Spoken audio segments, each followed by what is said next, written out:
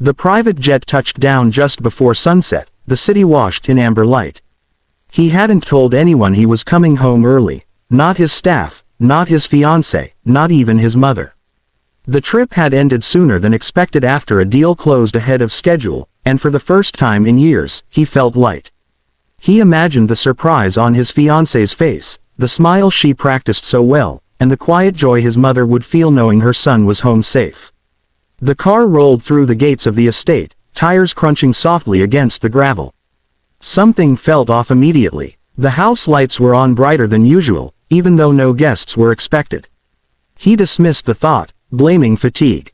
Inside, the air was tense, heavy, as if the walls themselves were holding their breath.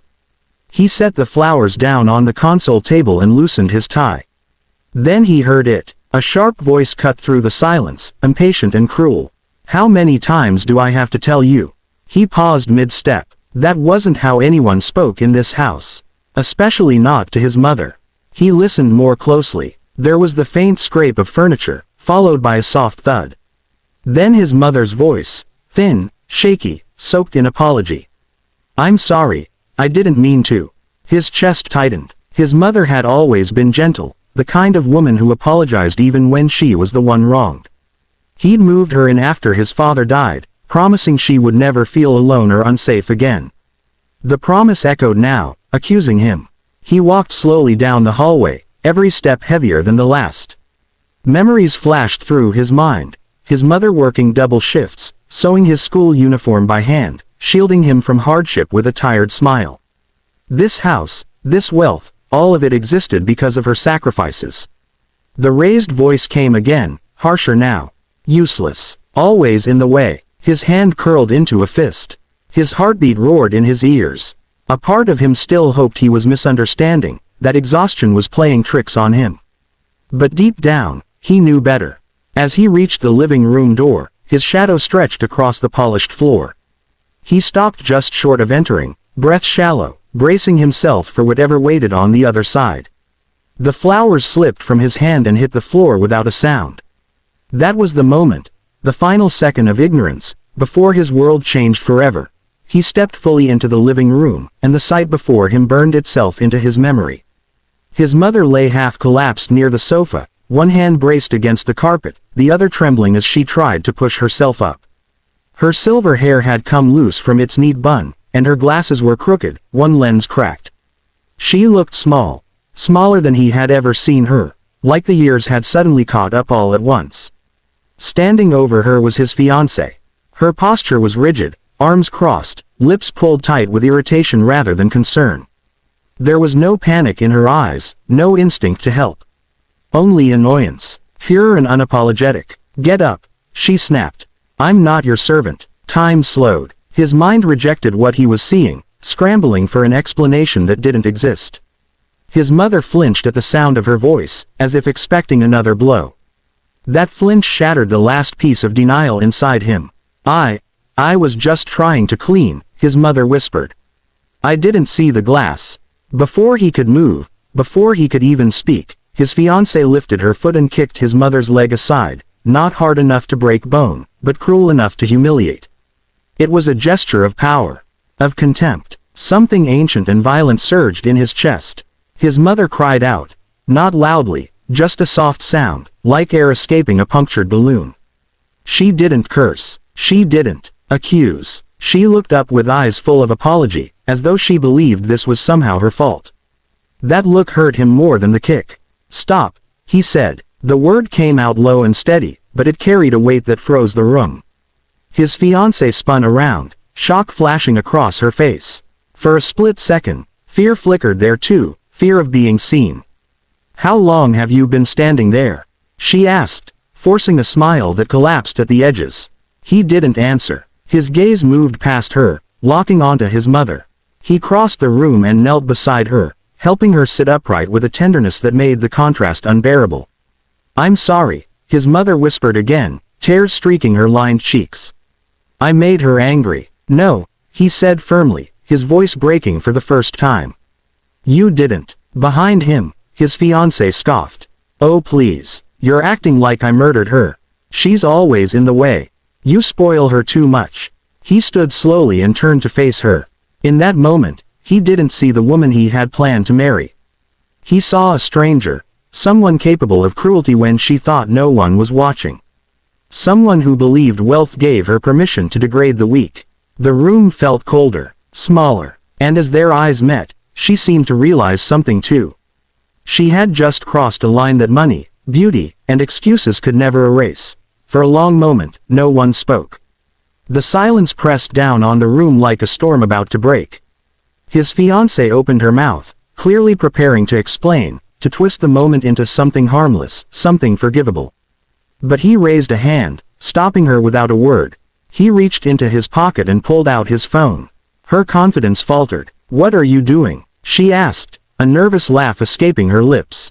"You're overreacting." He didn't answer. He tapped the screen, calm and deliberate, and lifted the phone so the camera captured the room.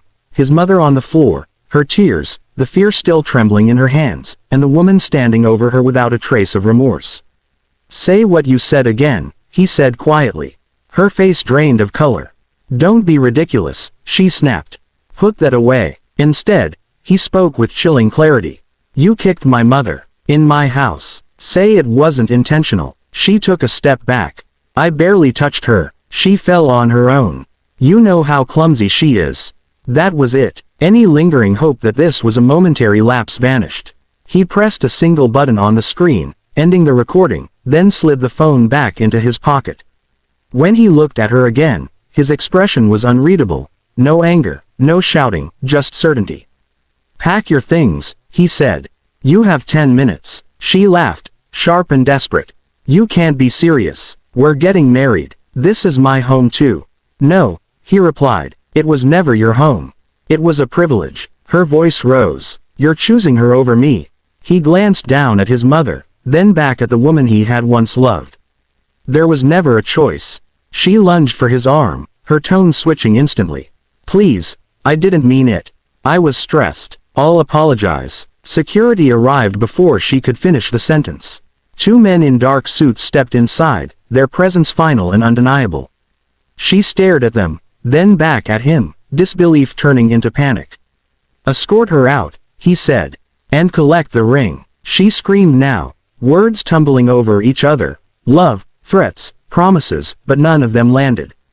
The diamond engagement ring was slipped from her finger and placed on the table between them, glittering under the lights like a lie finally exposed. As she was led away, the door closing behind her echoed through the house. Only then did he turn back to his mother, kneeling beside her once more. His hands shook as he held hers, the calm finally cracking. "I'm here," he whispered. "I won't let anyone hurt you again." And for the first time that night, his mother allowed herself to believe him. The house felt different after she was gone, quieter, but also lighter, as if something toxic had finally been removed from the air. He helped his mother to her room, moving slowly, carefully, as though every step was an apology for not being there sooner. He cleaned the small cut on her hand himself, refusing to let the staff intervene. This was his responsibility. That night, he sat beside her bed long after she fell asleep, listening to the steady rhythm of her breathing. Guilt gnawed at him. How many times had she stayed silent? How many moments like this had happened while he was away, chasing deals and numbers that suddenly felt meaningless? By morning, his resolve had hardened. He called his lawyer first. The engagement was terminated immediately. No negotiations, no settlements hidden behind smiles. The video he recorded ensured the truth couldn't be rewritten or softened. Then he called his security chief and ordered a full review of household access. No one entered that home again without his explicit approval. When the news spread, reactions were swift and divided.